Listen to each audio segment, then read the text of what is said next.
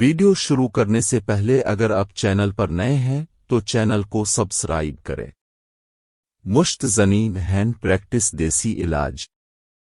مشت زنی کرنے سے اس کا نقصان اور اس کا علاج ایسے مرد حضرات جنہوں نے اپنے آپ کو اپنے ہاتھے اوہے سے تباہ کر دیا ہو ان کے لیے بہترین نسخہ۔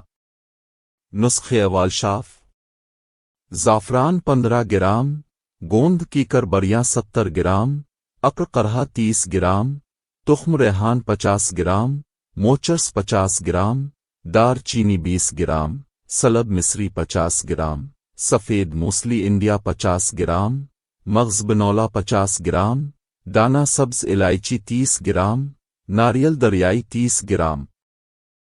ترکیب تیاری: ان تمام ادویہ کو باریک پیس کے صفوف بنا کر کسی شیشی میں رکھ لے۔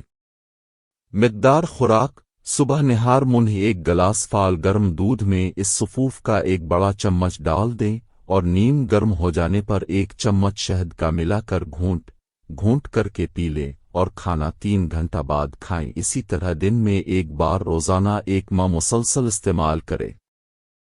فوائد: ایسے مرد حضرات جنہوں نے اپنے آپ کو تباہ کر دیا ہو، یعنی مشت زنی یا اغلام بازی، کسی سے بات کرتے وقت کسی خیال سے پیشاب میں قطرے آتے ہوں، عصرت انزال کا شکار ہوں، یعنی ہم بستری کے وقت دخول کرتے ہی جلد فارغ ہو جاتے ہوں اور عضو خاص میں سختی کا نہ ہونا، ڈھیلا پن، منی کا پتلا ہونا، منی کا کم پیدا ہونا، ٹائمنگ کا بالکل نہ ہونا، اولاد کے جراثیم کم ہوں یا بالکل موجود ہی نہ ہوں، تو یہ نسخہ جراثیم کو بھرپور پیدا کرتا ہے، ہر قسم کی جسمانی کمزوری کو ختم کرتا ہے۔ اس نسخہ کے مزید فوائد استعمال کرنے والا خود ہی بتائے گا، سمجھدار کے لیے اشارہ کافی ہے۔ نہایت آسان نسخہ ہے، اسے استعمال کریں اور فائدہ الفاٹے۔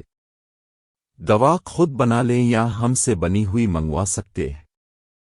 میں نیت اور ایمانداری کے ساتھ اللہ کو حاضر ناظر جان کر مخلوق خدا کی خدمت کرنے کا عزم رکھتا ہوں، آپ کو بالکل ٹھیک نسخے بتاتا ہوں، ان میں کچھ کمی نہیں رکھتا۔ یہ تمام نسخے میرے اپنے آزمودہ ہوتے ہیں، آپ کی دعویٰ ہے کا طلبگار۔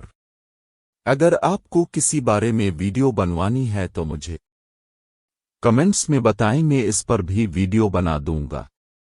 آپ کو ہماری ویڈیو کیسی لگی ہے کمنٹس میں لازمی بتائیں۔ اگر ابھی تک اپنے ہمارا چینل سبسکرائب نہیں کیا تو سبسکرائب کر دیں تاکہ آنے والی ہر نئی ویڈیو اب تک پہنچتی رہے۔ بیل آئیکن کو دبا کر ال کر کے پریس کریں۔ ویڈیو اچھی لگی ہو تو لائک کر دیں، ویڈیو کو آگے شیئر کر دیں لوگوں کی بھلائی کے لیے تاکہ دوسروں کو بھی فائدہ ہو سکے۔